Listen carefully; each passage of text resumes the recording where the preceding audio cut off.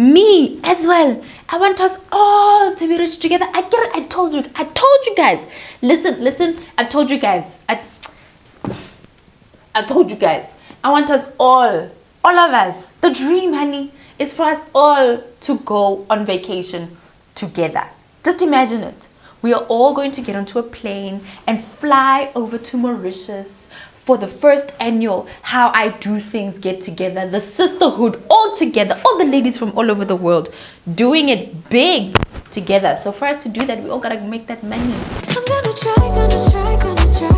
Work till I die, I'm gonna fail and get up, 'cause I'm not giving up on my dream.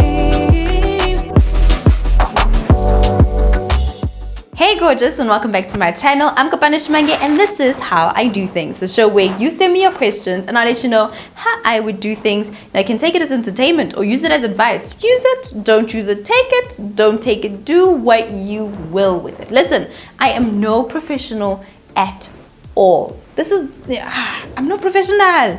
None whatsoever, darling. I'm just letting you know what I would do if I was in your shoes so you can do whatever you want to do with this information.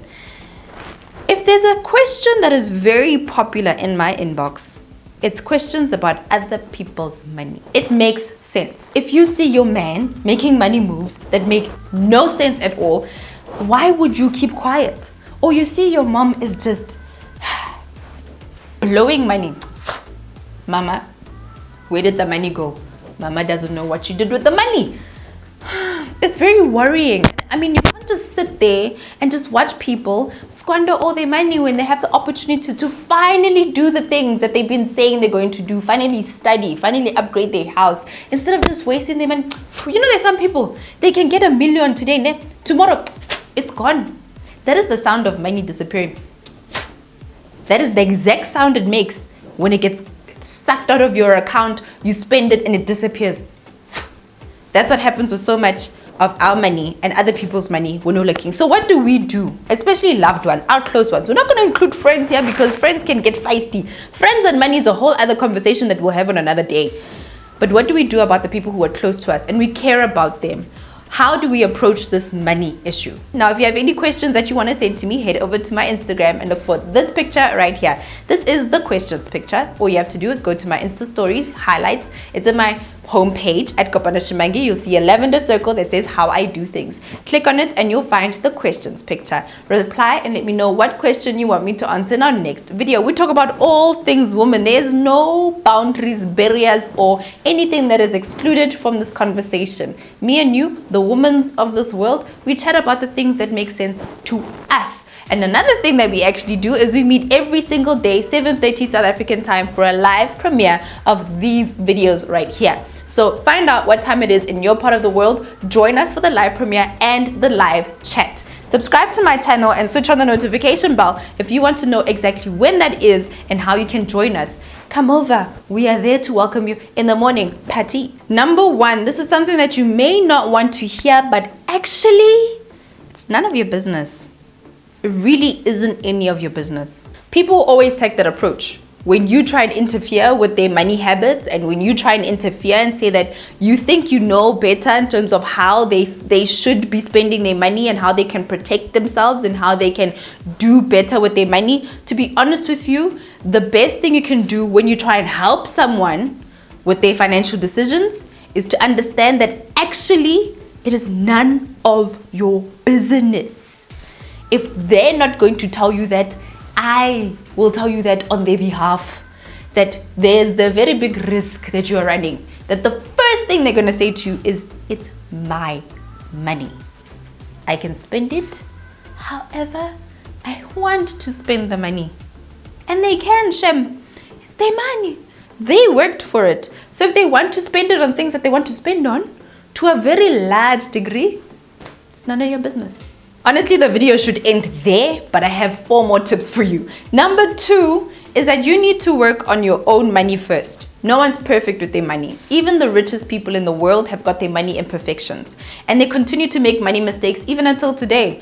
There are people who have the greatest bank account balances and they still have their weak points when it comes to how they behave with money. So you too need to look at how you are spending your money. You know how the Bible says it. You're trying to remove a twig out of one person's eye and you've got this big ass log in your eye. So assess your money. What money mistakes are you doing? Before you spend so much of your time trying to fix other people's problems, how about you start with yours? Okay, I know I'm coming down on you and you came to me for help. So let me reel it in. I just want to make sure that you listen to point number 1 and 2. Let's move on to point number 3.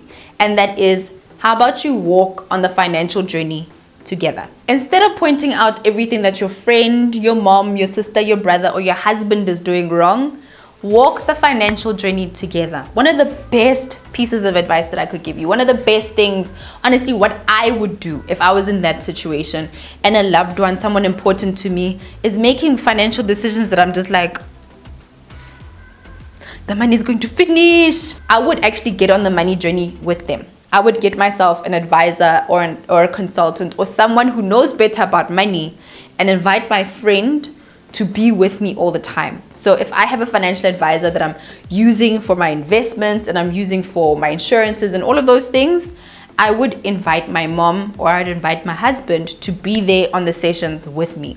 So when my money is getting assessed, his money is getting assessed. When my financial behavior is getting assessed, his financial behavior is getting assessed. Whoever it is, your mom, your sister, whoever it is, walk the journey together. There are so many financial seminars and there's so many financial influencers that are out there that have resources. Do it together and make the excuse that, you know what, I don't want to be rich alone. I don't. I want to travel with you. I want us both to have money so that when we go somewhere, it's not a ish, I don't have money. It's a, hey, let me pay for that. So if you want that to happen, join them. Let them join you. Invite them constantly. I'll give you, once upon a time, I used to go to church all the time and my roommate didn't want to come to church with me. Every single Sunday, I invited my roommate to go to church with me. So you can do the same thing too.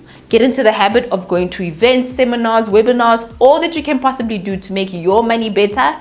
And every single time, invite your mom, invite your friend, invite the person you're with. If you really want to help them, don't judge them and put them in the corner and say that, yo, you're bad with your money, you're going to go broke. Rather, walk the financial journey of becoming good with your money together. Number 4 is to find a consultant and not just an advisor. Financial advisors usually offer their services for free, right? They come to you and they say that here's a product that you can get for insurance and here's a product that you can get for investments, etc., etc. And they try and help you as much as possible. However, they're earning commission. So a lot of people feel as though advisors aren't the greatest people because all they're trying to do is just sell me on things so that I can make their money. To be honest with you, if they're going to offer you a service, they should be getting paid for it. And if you're not paying for it up front, then they're going to try and make it by selling you products. And that's what kind of makes it like, that's why I don't want to use an advisor, because they're not worried about me, they're just worried about their back pocket. So how about you take out some money out of your own pocket, ne? Reach into your pocket, take out some money, count it, ne? Count the money, and pay for a person to advise you. So look for a consultant, people who work on fee upfront. They say that to talk to me, it's 1,250 Rand for a session. That way you're getting good advice. This person is not worried about what am I going to sell you, but they are worried about, let me provide a good service. If I promise to help you with your finances, then let me live up to that promise. These consultants often offer the service of couple finances, doing finances as a group. So if your friends, if 1 or 2 of your friends are making dodgy financial decisions, then how about as a group, you guys set a breakfast and get yourself a financial consultant to sit with you. You guys pitch in and just like, my friends, I want us to all be rich. I don't want to be rich alone. So please, my friends, instead of us going out to do other things, let's use that money to get a consultant to come and speak to us about how we can all make that money, honey. Somebody who's not going to be worried about what can I sell them, but a person who is worried about delivering on the promise of helping you become better with your money. And finally, point number 5. This takes a really strong friend. Even if you love your friend so much, even if you love your mom, your husband, whoever it is, you need to let them make their own financial mistakes and learn from them. You can try as much as you possibly can, but when you cross over that line of telling them what they're doing wrong and what they're doing right, then you know you face that whole "it ain't your money, it's my money" conversation. So you need to let them make their own mistakes. It's very difficult to see your friend or your mom or your husband or whoever it is struggle. Get your money right. Lead by example or walk on the path together. But if you see someone making a financial mistake, try and help, but realize that it's their money and it's their mistake to make. It's difficult. It's hard. I know. But honestly, sometimes you need to know where to draw the line and be like, listen, it's their money. It's not mine. I hope that you guys enjoyed that one and you learned to just stay away from other people's money. But if you really want to be a good friend, if you really want to be a good daughter, if you really want to be a good wife, walk on that path of riches and good financial behavior and decision, that debt-free life. Do it together so you can eat your money together. Eat the joys of that money together. Hope that you guys enjoyed that one and you'll be joining me tomorrow for another How I Do Things. Give this video a big thumbs up and don't forget to leave me your questions. Until next time, beautiful people, I'm Kopano and this is How I Do Things. Hey gorgeous, thank you so much for watching my video and thank you so much for making it right until the end. If you have not subscribed and you've been binge watching my videos, click on this picture right here on my face and you'll be subscribed. Feel free to watch the next video and head over to my website www.kopanoshimange.com to download my free resources, including financial resources to help you start getting on the path to fixing your shmoney, honey. And feel free to send the link to your friend as well so that they can download it too. Until later, mwah.